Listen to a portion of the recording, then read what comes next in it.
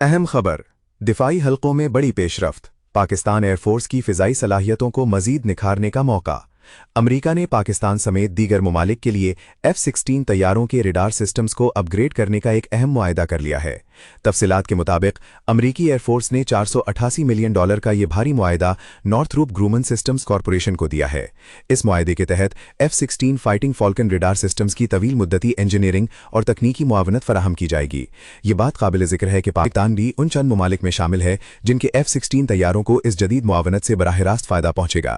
Washington سے جاری کردہ آفیشل ایوارڈ نوٹس میں واضح کیا گیا ہے کہ اس اقدام کا مقصد F-16 طیاروں کی آپریشنل صلاحیتوں کو جدید خطوط پر استوار کرنا اور ان کی مؤثر کارکردگی کو برقرار رکھنا ہے۔ یہ پاکستان کے فضائی دفاعی نظام کے لیے ایک اہم پیش رفت ہے۔